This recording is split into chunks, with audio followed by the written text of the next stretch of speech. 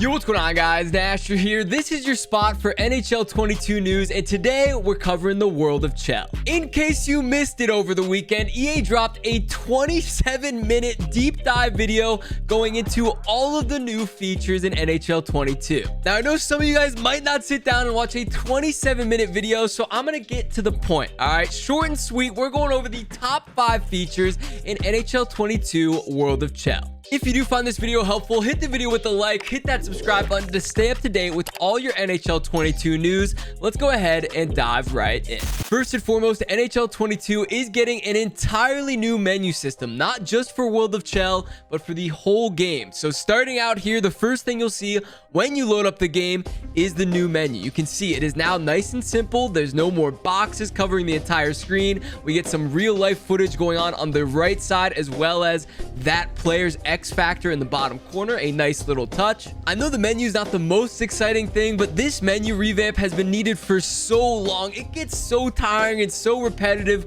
opening up the game and seeing the same thing over the last 4 or 5 years. This menu looks much simpler. You'll be able to quickly get to where you want to go, and that's all that matters. Now let's get into World of Chel specifically. This right here is the World of Chel Hub, and you can see everything in one place. First and foremost, you see the new background. So they utilize the backgrounds in the game. You have a nice backdrop with the ice, and you get to see your created player front and center. The background will change depending on what game mode you're playing. So if you're hopping into a drop-in game, you have just your casual outfit on. If you're going into ESHL clubs, you then see your custom arena in the background, as well as your guy decked out in the pro gear. At the top of the screen, you'll see the different sections you can quickly jump to. Nothing is hidden away anymore like it used to be. Even going in and changing, just say the shirt on your guy in NHL 21 was such a pain. So it's nice and simple. You go over to the next section, customize is there, and you can get your guy ready to go. In the top right, you'll see the new party system. So in NHL 21, you had to go to a specific game mode dressing room, invite your entire party,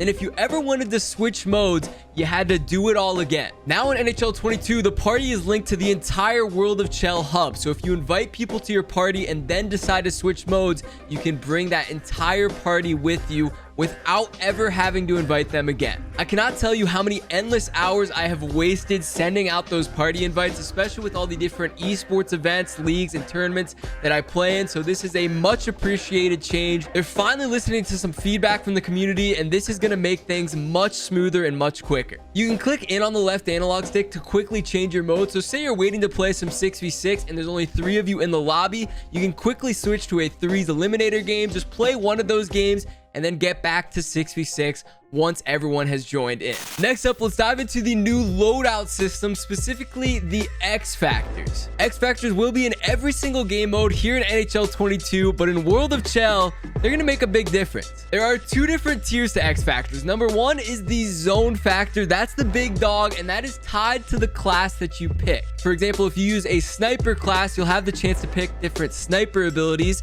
We have something like Heat Seeker that gives you better shot power and accuracy with speed. There's also a little bit of variety, so you have something like Magnetic that helps you out with the puck pickups. Depending on your style of play, you can pick what best suits you. Again, this will depend on what class you pick, so a sniper is going to have different abilities than a grinder or a playmaker. Just depends on what you want to do. The next tier down is the superstar ability, and you get 2 of those, but the good news is these can be used on any class. So even if you're using a sniper build, you can focus on defensive abilities here if you want to get your defense up, or if you want to go all out offense and just load up entirely on that, you can do that too. Some of these X Factors are more situational, so as certain things happen on the ice, that's what activates them. Others are more broad, so in general, you get better stats, better shooting, whatever it may be. But all in all, this is going to really allow you to customize your player, getting us into our next feature, and this has been long awaited.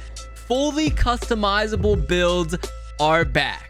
Old gen NHL games used to allow this to the extreme, where you were basically given a set amount of points, you could customize it fully. Now they've toned it down a little bit to keep the game balanced. This is without a doubt the feature I'm most excited for. So you can go through each of these 5 different categories. We have technique, power, playstyle, tenacity, and tactics. Within those categories, you can move stats up or down 5 points. So for example, if I wanted to take 5 points off of my wrist shot accuracy and put it on to speed, I can do that. My shot's not going to be as good, but I'll be buzzing around the ice. Now, it's not set up like the old gen games. You used to be able to just start from zero and fully customize each attribute. So it's still based around the class, around the height and weight, but it should keep the game nice and balanced and still allow you to have some customization as well. I personally think this is the best way they could have set it up to keep the game nice and balanced. You still have to decide your height and weight, which class you want to use. The X factors are going to have a huge difference, but you still have that ability to fine tune the little attributes as you would like.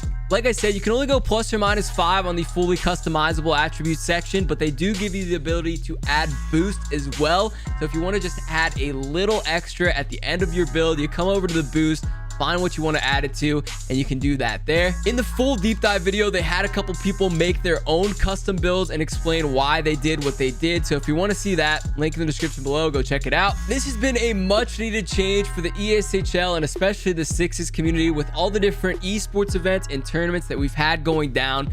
Having the chance to actually differentiate yourself as a player on the ice is really going to change how the game is played. I'm excited to see what people come up with. The final feature in this video is just a few small quality of life things that hopefully make a difference. Number one, the club finals will be shorter. I don't know why they didn't do that in NHL 21, but confirmed they will be shorter. You also have the ability to search for public matches plus or minus the number of players that you have. So say you have 4 players in your lobby, you can say I want to play with plus or minus 1, so you'll get matched with people that have 5, 3, or 4. It's nothing crazy, but hopefully will improve the matchmaking times. And last but not least is a no replay skip mode in private matches. This is important for esports events so they can catch all the replays and get all the different angles, and you don't have people just spamming A and accidentally skipping those when they're not supposed to. So a welcome change should make for some better broadcasts this year in terms of esports. That about sums up the 5 new features coming to World of Chel in NHL 22. If you did find this video helpful, hit the video with a like, hit that subscribe button. We'll be getting you guys all the NHL 22 news right when it drops. Hope you have a good day. I'll see you guys next time, and peace.